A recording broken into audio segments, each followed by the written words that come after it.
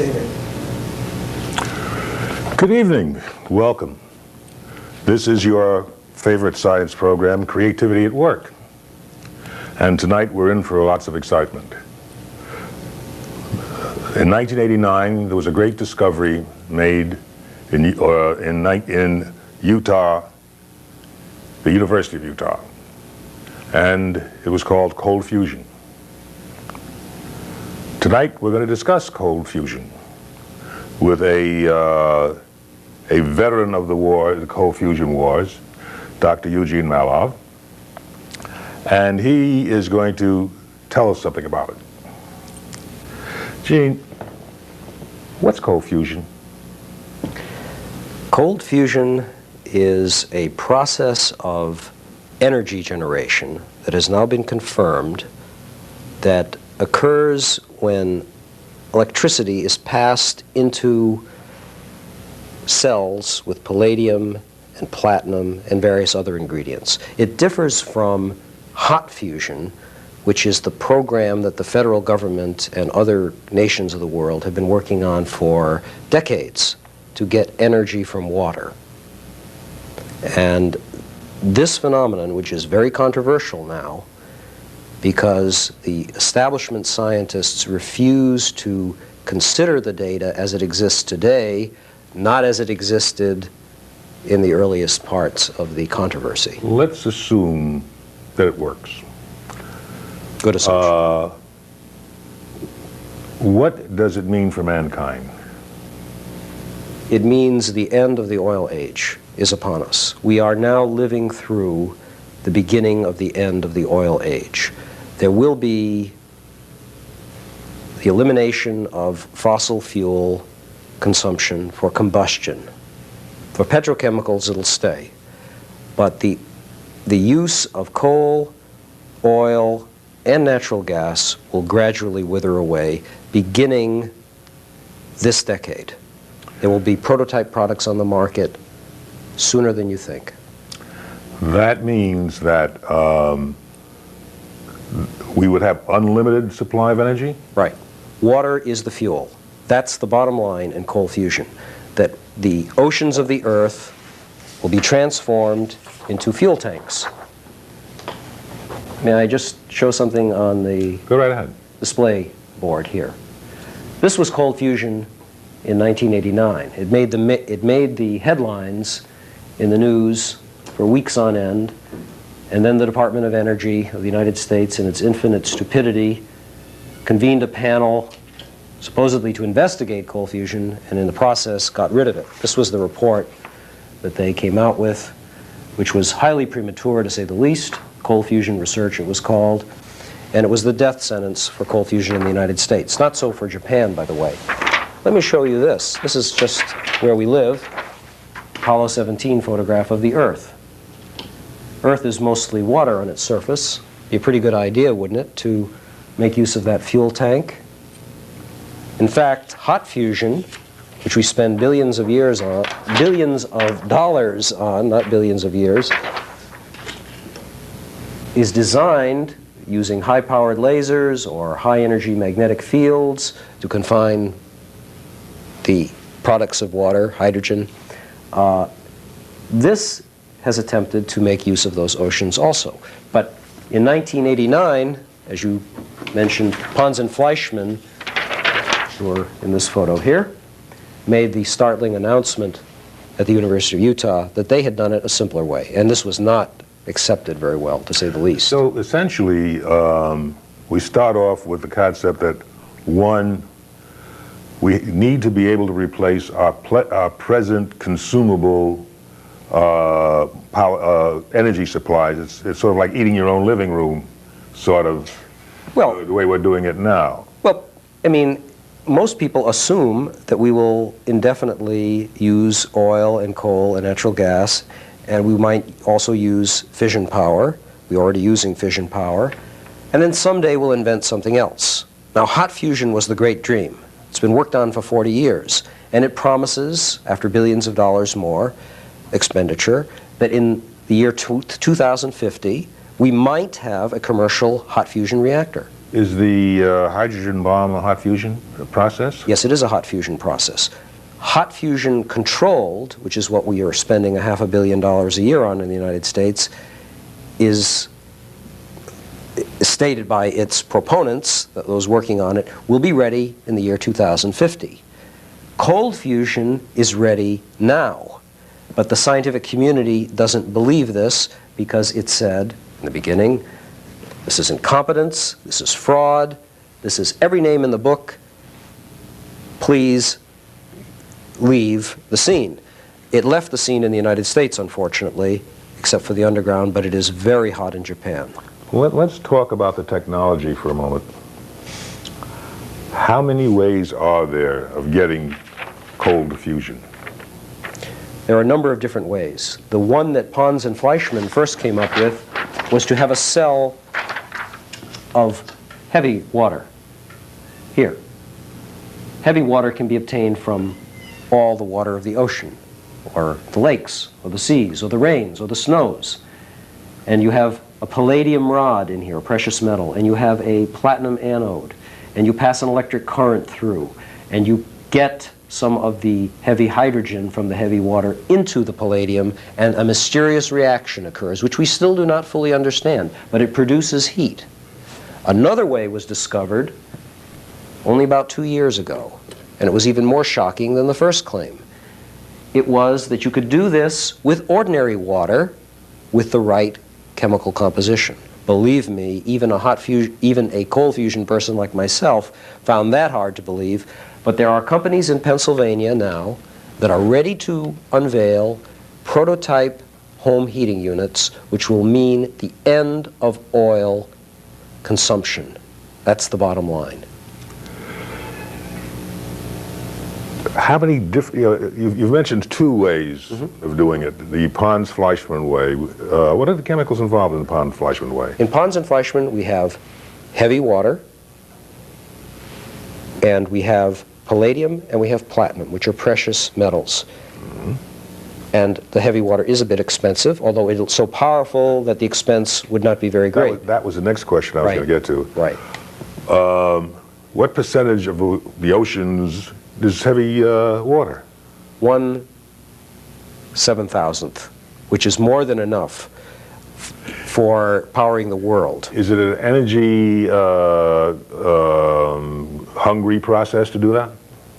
To get the heavy water out? No. Right. The energy you get as a result of using the heavy water is far more than what you would require just to get the heavy water. And by the way, David, as you said, the other process of cold fusion that was discovered, the light water process, which uses nickel materials, doesn't use precious metals, uses ordinary water, and uses potassium carbonate, which is a cheap chemical, to run the electricity through. It is astoundingly cheap. It is so remarkable that you can hardly believe it, and indeed the skeptics don't believe it.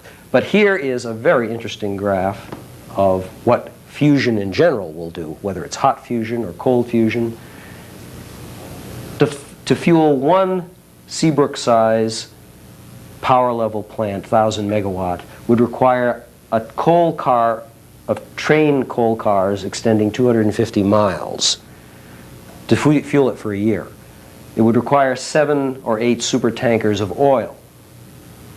It would require, and does require, for 1,000 megawatts, something like 7 tractor trailer full of uranium fuel rods. To power a hot fusion reactor would require only a pickup truck of heavy water. Cold fusion is expected to do the same thing on a percentage basis, to release that kind of stupendous energy that you could have Seabrook operating for a year with the equivalent material or fuel in a pickup truck. In the experiments that we've done so far, what kind of energy gain have we gotten? The energy gains have ranged in the beginning from small percentages, 20, 30%, to now where we're talking 2,000%. That is 20 times as much out as in. What do we ascribe the gain, that increase in gain? All right. Cold fusion remains a mystery. There are about half a dozen theories that might explain it, or more, actually. There are some very good theorists working on this. Nobel laureate Julian Schwinger, Professor Peter Hagelstein at MIT, Giuliano Preparata in Italy. There seems to be some kind of mechanism whereby in the palladium or the nickel, on the surface or inside, the nuclei of the reactants do undergo some kinds of nuclear transformations. We know this because we see a faint level of nuclear ash, but we don't see, regrettably, the final total addition of materials, of ash, that's needed to explain it all. That's a mystery still. You're saying then, and you anticipated my next question, that, because my next question was going to be, are we talking a chemical process, or are we Absolutely talking a nuclear process? Talking a nuclear process, or something equivalent to a nuclear process. Let's be precise about that. Okay. Because the energy out is so far beyond what a chemical reaction could produce that it can't be chemistry.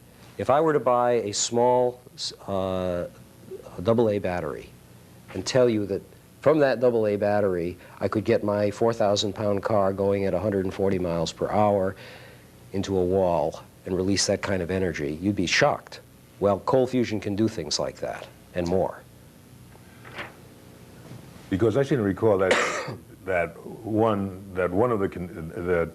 people were disregarding it out of hand because they were saying that the reaction isn't nuclear, therefore it isn't real. Okay. They said, if you can't explain it, if you can't tell us exactly how it works now, on day one, or in year 2, or in year 4 even now, then it must be a figment of your imagination. In fact, they began to use a term of what I would call scientific bigotry, pathological science. It is called pathological science by those who wish to disparage it, namely something that people are chasing after that's evanescent and doesn't exist, and they're fooling themselves. Well, The fountain of youth. the fountain of youth. Are the Japanese fooling themselves when the Japanese Ministry of International Trade and Industry invests 3 billion yen in this, and Japanese companies ranging from Toyota to Toshiba and Mitsubishi and so forth and so on invest money in this? Absolutely not. This is serious science, and the only place where it's not serious is in the headquarters of the United States Department of Energy. So we have, at one point, we can measure the success of this on the basis of its heat output. Yes. 2, we don't know exactly how it works, but then again, I sort of visualize the scientists of the 17th and 18th century. Right. Never mind that, I can sort of visualize a guy standing out in the wood and the moon's coming up, and he can't explain why the moon's coming up, so therefore, obviously, it's not coming up. Interesting observation. Galileo, as you know, was persecuted for showing the Church Fathers views of the craters of the moon and the mountains of the moon and the spots on the sun and the moons of Jupiter. I recently heard a quote from one of the Church Fathers who said of the moons of Jupiter that Galileo could see in his telescope. He said, since they cannot be seen by the naked eye, therefore they cannot influence the Earth, therefore they're not important, and therefore they do not exist. Okay? And that is almost the way cold fusion has been treated in the 20th century.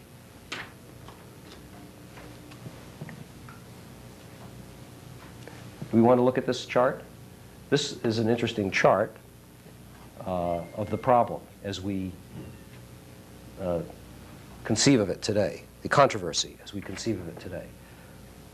It ranges from the bottom here, which I hope we can focus on, the bottom, namely pathological science. There's no evidence for cold fusion. It does not exist. It is an imaginary problem. To this level, low-level nuclear products are seen and accepted. There are people who accept those. And heat only, excess heat, that is heat more than the power, electrical power being put into the cell, is being observed. So some people like to see this or that. Then some people see this problem. They see, okay, they both exist. There's heat and there are some nuclear products. But they're not related to one another. The nuclear products, what are you referring to as the ash? Tritium, low-level products that are not completely explaining the total reaction by conventional theory. This is the way I think it should be looked at. This is the way Japan is looking at it, and the way most serious scientists are looking at it. It's a unified problem. The heat output is connected with the nuclear products that are there.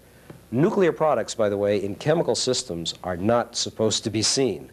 And this is what is the conundrum that we're in.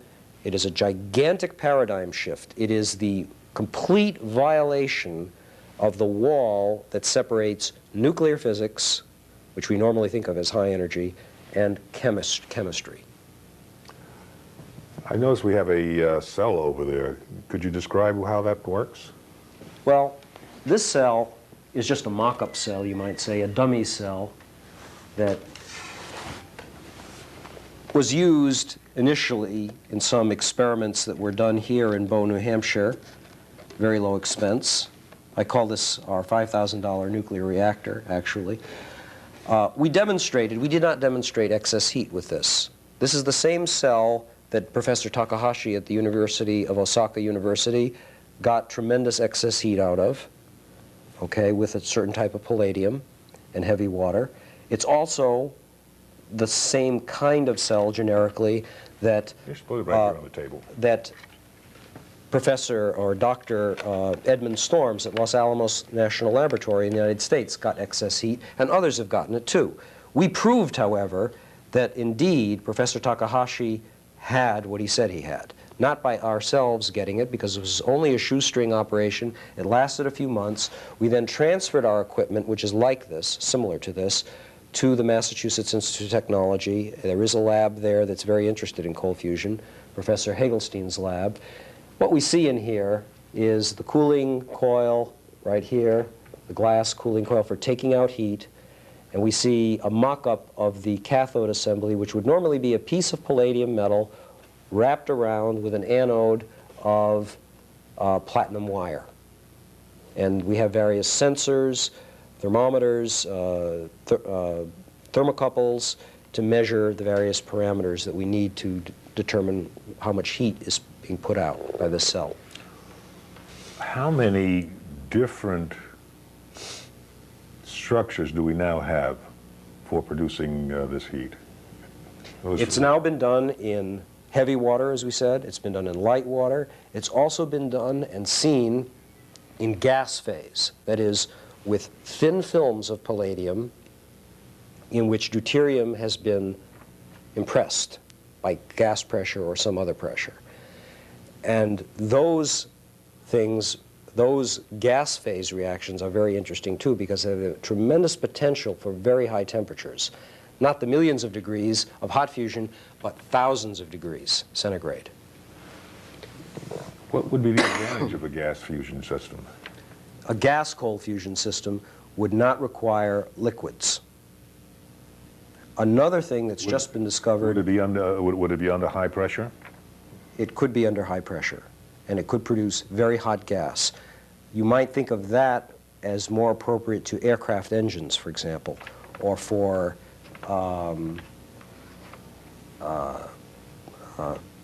high power applications, basically. As a matter of fact, we're talking about using the water for energy. Right. To what temperature would you have to bring the water? Well, for home heating purposes, which I think will be the first application, the first practical application that we will see within the next few years, we'll see prototypes this year, and we'll probably see commercial products in a few years. Whatever temperature you need the water to be at, you can have it at. Pons and Fleischmann have got boiling cells already, reproducible boiling cells. Because I take, for example, in the average home, there are hot water systems. They're actually very inexpensive hot water heaters. Yes. Relatively inexpensive. They use electricity or Yeah. coal or gas. And they don't bring the water, the heating part to boiling temperatures. No, not at all. So what we're saying is that the initial test would be in essentially low temperature situations where the efficiency is the only thing you really care about. you don't care too much about efficiency for home heating purposes. But if you want to get into electric power generation, efficiency and the ability to generate electricity with high temperature differentials is important. I think electricity will be generated in homes, in small compact units. And it may be the case that the whole electric utility grid will eventually disappear. This is a possibility. That's very fascinating, the whole concept that the city as we now visualize it becoming a village because of everything being self-sustained. Indeed. Your own power. Exactly. Homes will be much more self-sufficient, as they almost in effect are already, but energy is the last holdup. We still have these electric power lines coming into our homes, and it would be great, wouldn't it, if we could sever that link. I'm still remembering the great New York City blackout. Yes. Never again could you have one of those. But you know, with all the silliness that we have about this subject and the mirth that's been made about it, it's so incredible to think that in our lifetime, of all the other wonders we've seen, that we now see what almost appears to be the ultimate miracle, energy from water. Well, that brings me to the whole question of, you know, whose ox is being gored by all of this? Why the great resistance of the physics, and academia of the physicists? Mm-hmm. And why is it such a political hot potato? Well, it's a political hot potato for several reasons. First of all, it was in direct conflict with hot fusion. The hot fusion people thought they knew all the answers to how nuclear reactions could occur with hydrogen isotopes. And it turned out that they didn't. And it threatens their $500 million a year program. That's number one. Number two, that also threatens the whole academic framework of we, high-energy nuclear physicists, understand all the secrets of matter. Yes, give us $8 billion more and we'll build a 53-mile ring in the Texas prairie, and we'll understand that extra little piece that we need for the final theory. But don't bother us with data that's here that claims that nuclear reactions are occurring at low energy.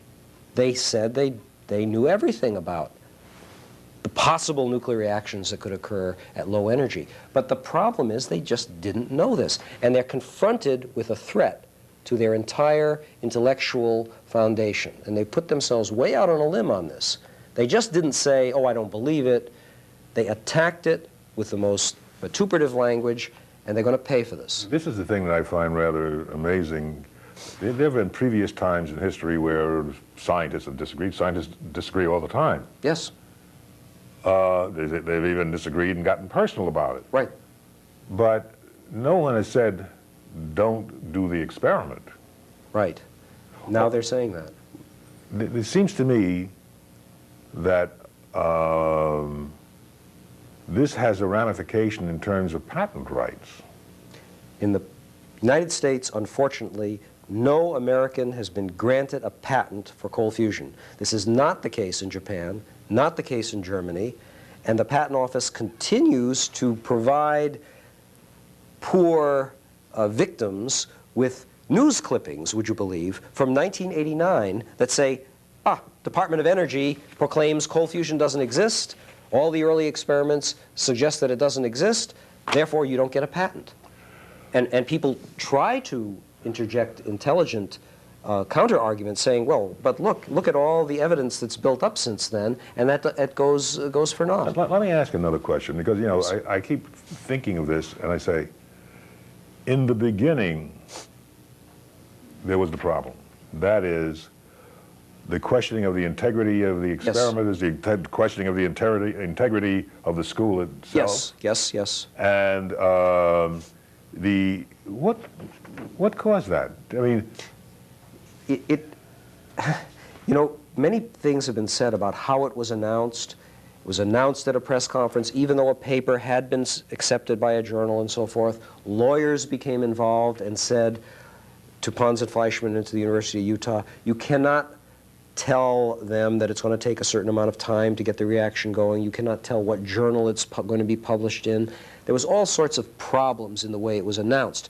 But that being said, okay, and people can read about that in my book, Fire from Ice, it does not give anyone the right, it seems to me, to continue years afterwards, where literally hundreds of experiments of a positive nature have been done, to continue to ridicule this business.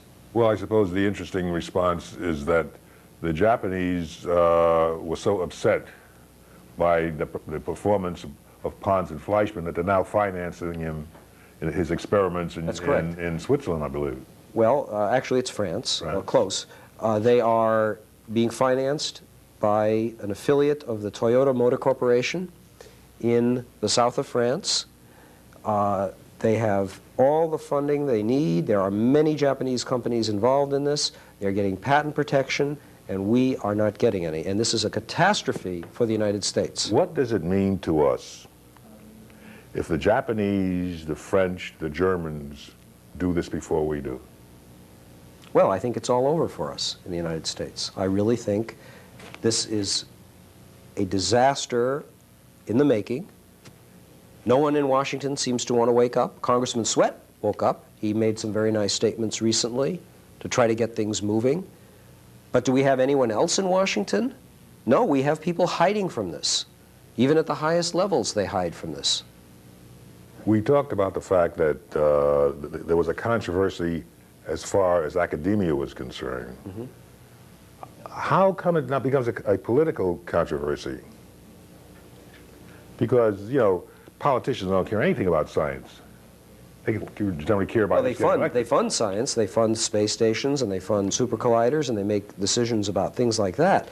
But they're afraid of things like cold fusion, which has been given the taint, unfortunately, in the United States, of some sort of sick science. That is some sort of voodoo science that is not science, that is non-science. It is out of the realm of the established, acceptable science, and if you engage in this science, you are pathological. Well, I would like to thank you very much for coming by this evening. Thank you for having me. And it's been very informative, and I know our viewers will be very anxious to see Fire and Ice. And are you currently writing another book? I am trying to write another book that will go beyond Fire from Ice, and we'll talk about the infinite energy. In fact, that will be the title, the infinite energy that will be available to the world starting this decade. Thank you very much for watching us. I hope you found the program informative. This is Dave Tyson, your host, on Creativity at Work, and good night.